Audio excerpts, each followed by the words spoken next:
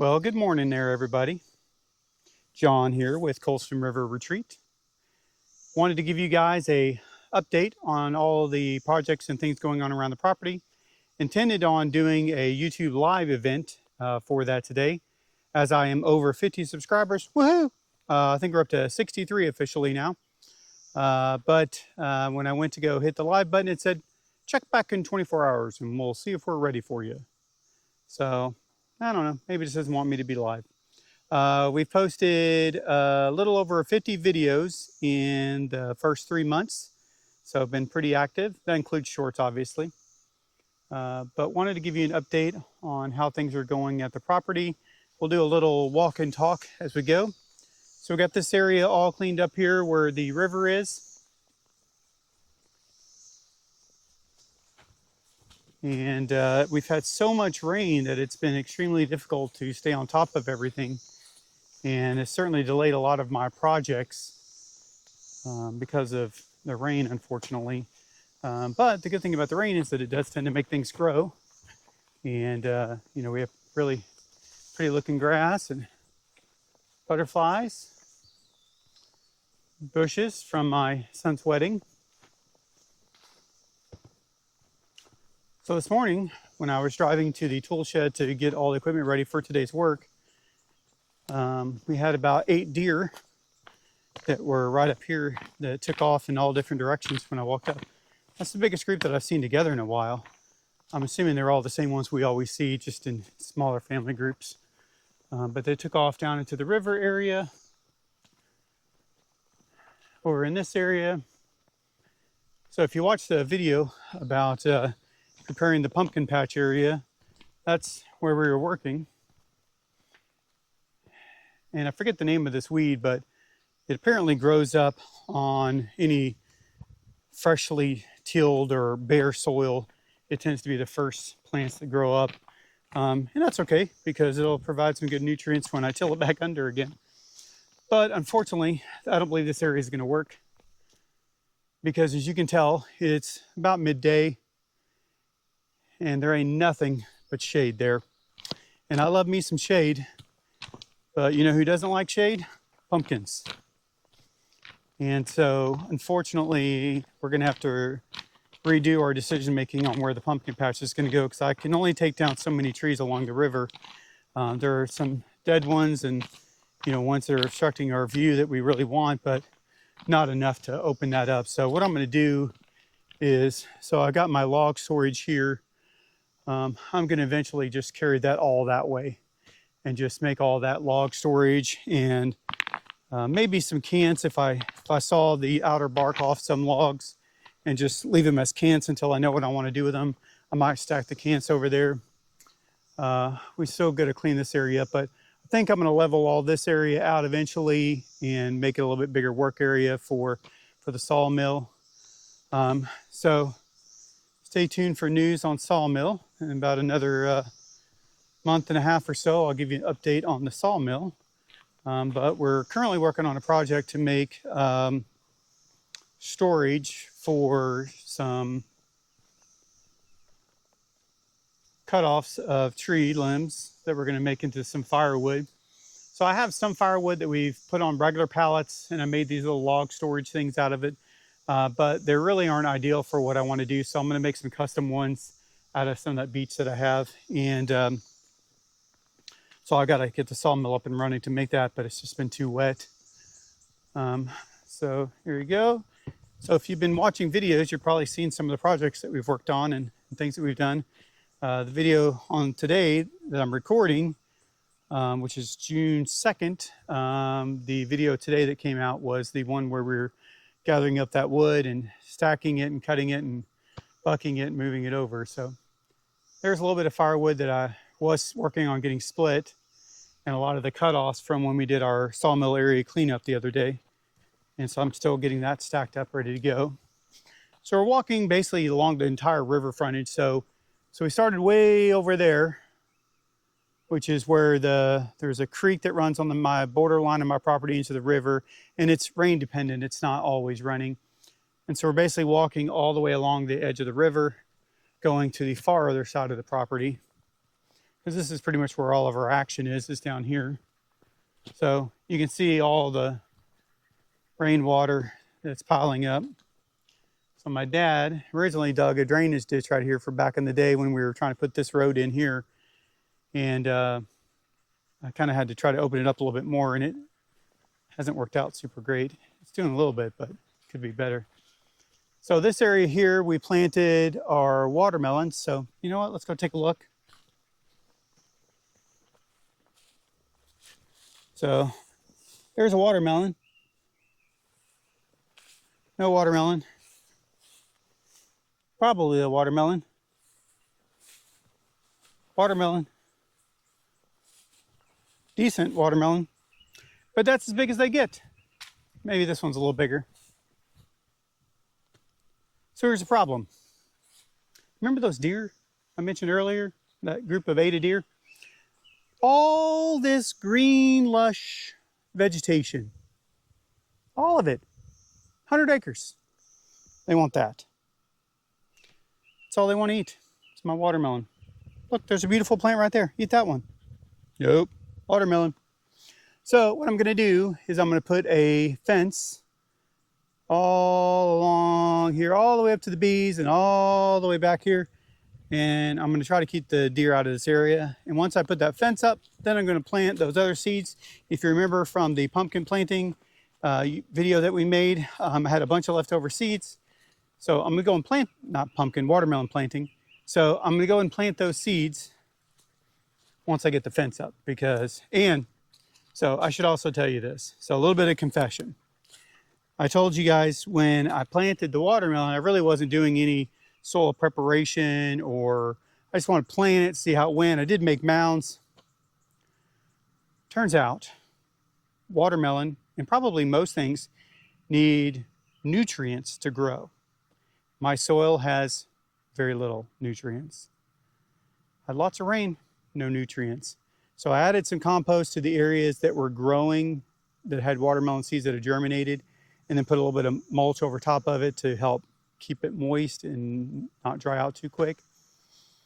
And I think it's helped a little bit, but as you can tell, we're 2 months in and it's barely just past germination, coming up out of the soil. So didn't work. So FYI, when I plant the new watermelons, I'm going to take some of the native soil, mix it with some good compost with manure in it that I picked up at a local store, and then I'm going to put some fertilizer around it, and then I'm going to fertilize it after it comes out of the ground, and then when it starts making fruit, I'll probably fertilize it again because I want it to grow. And apparently things need nutrients to grow. Who knew? Kind of a watermelon. As soon as it pops up, they take it down quick. They don't let these get big at all. See, it's trying, but dang it if they don't just eat them suckers up. So I planted clover over here. I don't know, maybe you're better at picking out clover than I am, but I don't see any clover. Apparently the clover didn't take. Here's the bees. I've stopped feeding the bees sugar water. Tomorrow I'll be recording my 1 month bee update, which will probably come out on Friday. And I'll give you an update on how the bees are doing.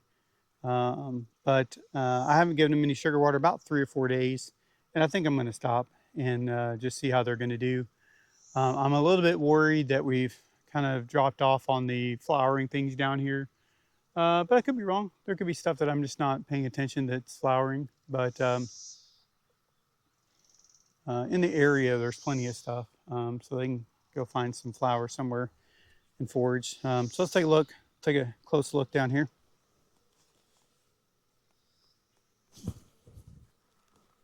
I just got bumped by one of them. I got a little too close, I guess.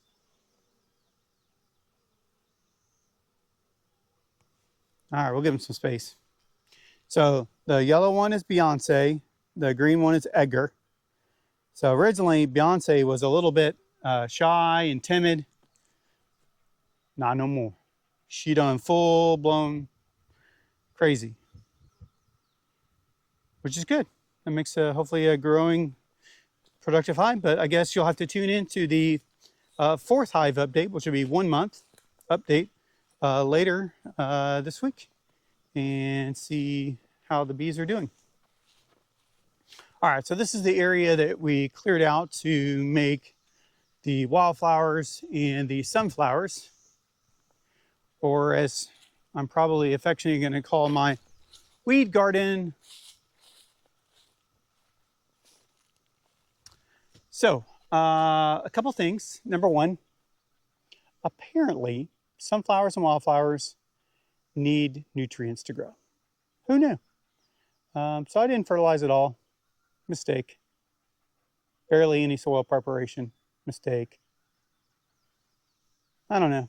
I'm not a farmer, agriculturalist, plant grower, but I'm working on it.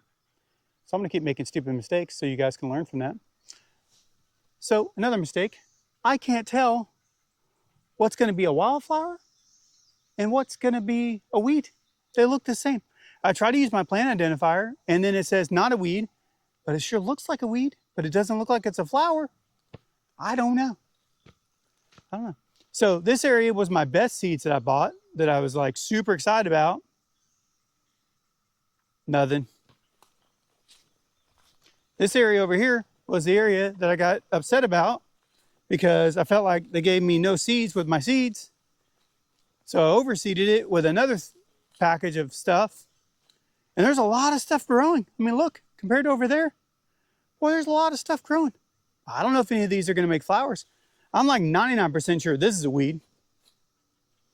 It's tall, it's green, same weed. Weed. That's an oak tree, I think, or something like that. Weed, weed. Probably weeds. No idea. Now listen, I understand that some weeds are flowering and might make some flowers for my bees. I get that. I'm okay. But it's not what I wanted. I wanted a picture garden so people could come take pictures with the wildflowers. No, not this year. I'm going to put a deer fence around all of this too next year when I go to plant all the sunflowers and wildflowers next year. And I think I'm going to grow them in a little trays first, get them to come up. That's probably going to be a sunflower. There's one. All these flags used to have sunflowers coming up out of the ground. I don't see no sunflowers. You know who likes sunflowers? Deer. All these plants they could eat. They don't care about none of them. They eat my sunflower down here.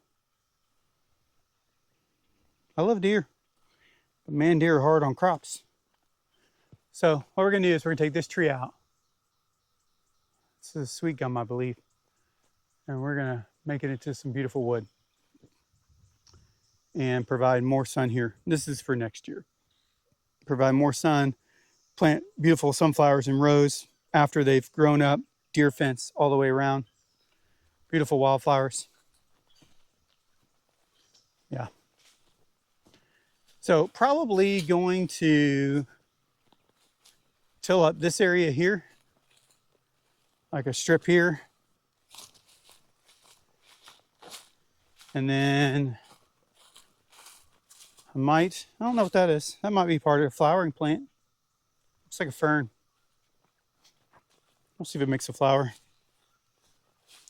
And then I think this area here, right along the edge, I think I'm going to till that and put a deer fence around it. And I want to plant my pumpkins out here. So, I mean, midday, pretty good sun. There's a good strip of sunlight here, good strip of sunlight here. So they need at least 6 hours of sunlight. And you know what else I'm going to do? I'm going to put down weed guard, and I'm going to put in some nutrients, compost them and fertilize them. but I got to get that done in June. So within the next few weeks, we'll get that done. We got lots of other projects to go as well, but that's higher on the list to do, because once I get them in the ground, then they can just be growing, theoretically. So far, I've been fairly unsuccessful at growing things, except for weeds. They've become my specialty. Hey, if you're in the market for weeds, come visit me. I'll hook you up. Okay, so we're getting all the way over into what we call the third property. We should start naming that to something else. So eventually it's going to be our Christmas tree farm. So you'll remember here's the trees I pointed out in that last bucking video that we're going to mill eventually. Stay tuned. But we moved all this lumber, cut up a lot of it, but I moved this other burn pile over here because we were going to try to have some friends over. But as you can see, mud, mud, mud, mud, everything mud. So I really couldn't do anything, unfortunately, on the property. But I piled up. So here's a giant burn pile. I'll make a video of that when we light it on fire for sure. So anyway, so there's the wood that we cut up that we'll use for boiler, firewood, who knows what. And then there's the pile of wood that needs to get cut up. I might just let it sit until I've got those pallets made that I'm going to store them on. So we only got to move it one more time. So we'll see how time goes along. So I'm going to show you the update on the creek sitting area. It's not done, but it's closer than it has been, obviously. So there's the creek sitting area. Unfortunately, the birds also like hanging out here, so we're going to have to shoo them away. But so this is made out of mostly quarter sawn red oak. Should be some good Rayfleck once we get it sanded down and cleaned up and stained. So I got to sand it all, stain it, and then I've got some more that I'm going to build on it later that will make it more of a memorial. But we kind of cleaned up all around here. Had a good young man over here that was helping me out. We made this. So this is out of red oak. This is that bench that I told you I cut out of one of the red oak logs. So a bunch of live edge. I'm going to clean it up with the wire wheel and sand it up a little bit, and hopefully it'll look beautiful when we're done. But